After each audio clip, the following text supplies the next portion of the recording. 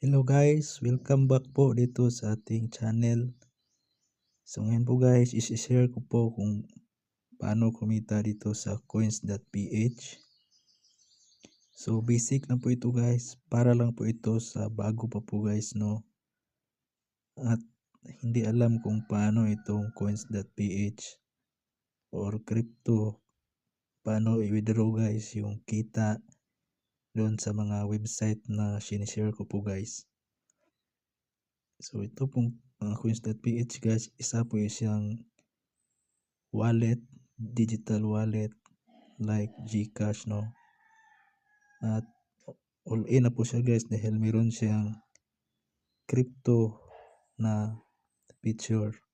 Pwede ka rin bumili ng load dito guys at mag-pay ng bills. At kagandahan dito guys, pwede ka rin mag-buy and sell ng crypto. So as you can see guys, meron akong balance dito guys. So meron akong USDC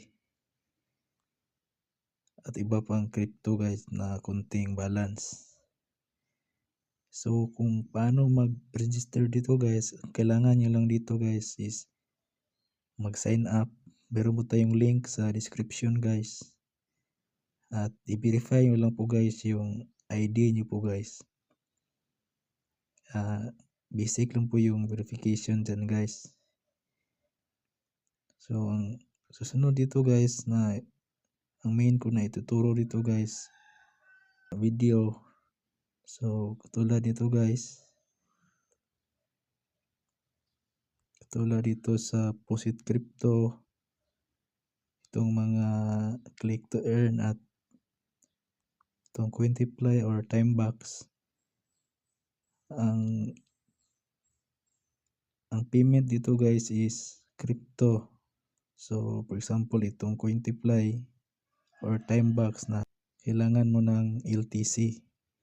So ang gagawin mo lang guys, ilagay mo lang yung address dito guys. So for example deposit, click mo yung deposit, search mo lang dito yung LTC, click mo lang guys yung LTC, i-copy mo lang yung address din guys at yan yung gagamitin mo pang withdraw. So kapag ma-reach mo na yung minimum withdrawal dun guys, pwede mo na siyang i-withdraw papunta dito guys. At kapag pumasok na po yung LTC dito guys, search mo lang dito yung LTC. Yan. Pag pumasok na dito, pwede mo na siyang i-sell. So pagpalagay lang natin na isi-sell natin guys. So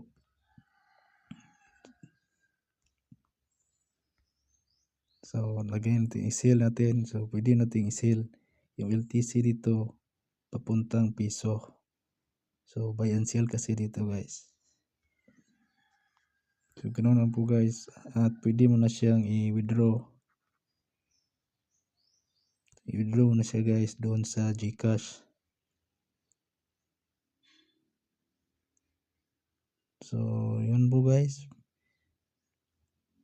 Ganun lang po kung paano no. So i-share ko po kung makapag-withdraw tayo ulit guys. Tuturo ko po kung yung step by step. So ngayon din po guys, ituturo ko naman kung paano magkikita dito mismo lang po sa coins.ph. Gagawin nyo lang guys is mag-trading po kayo dito. So pwede kang mag-buy and sell dito guys no. Iba't ibang crypto.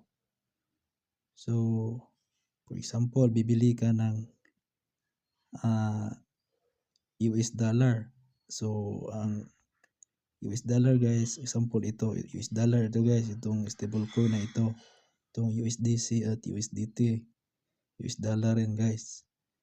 So pwede mo siyang bilhin guys no. So bibili ka, ang price niya dito guys, isang US dollar is 59.91. So bilhin mo siya. For example, bibili ka po ng 1,000 at pag dumating ang araw na magiging 60 yan guys, pwede mo siyang i-sell at kikita ka na. Kikita ka na guys dyan. The same rin po sa crypto. So kapag bibilihin mo itong presyo na to sa mababa, i-sell mo sa mataas guys, no? So basic lang po yan guys. Marami pong nagtuturo dyan sa YouTube.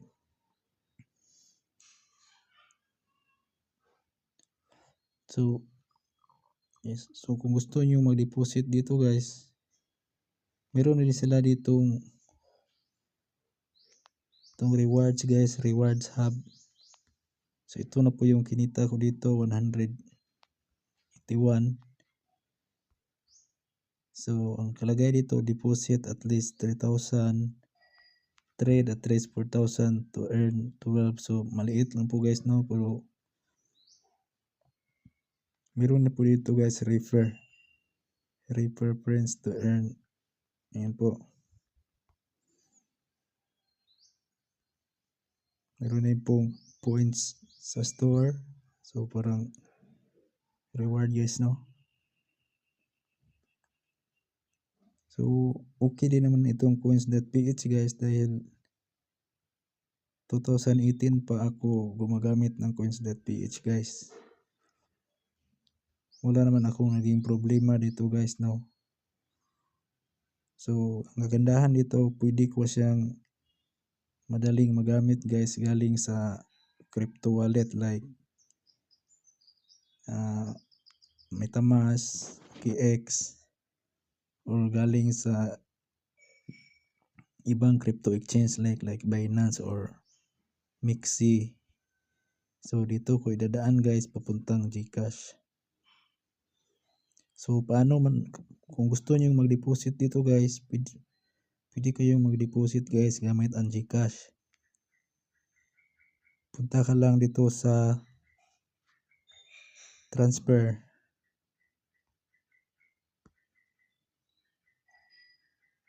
So click mo yung local. Search mo lang dito yung coins.ph.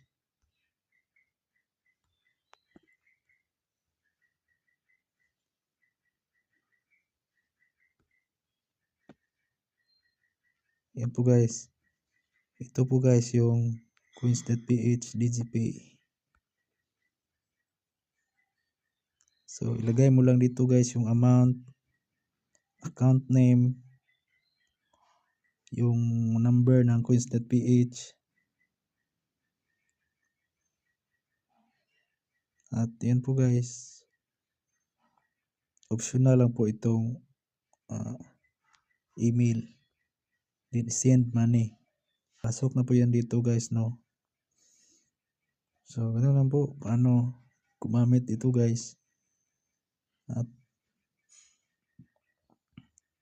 disclaimer lang po guys, hindi po ito promotion. Lahat ng crypto exchange katulad nito at iba pa like sa ibang exchange, international exchanges, wala pong kasigurudahan guys, no? Hindi po talaga 100% safe. Dahil hindi mo po hawak yung case. Unlike po sa MetaMask or Trust Wallet, ibang wallet guys, hawak mo po yung susi dun guys. So yan po guys, salamat po sa panonood. Sana may natutunan kayo guys dito.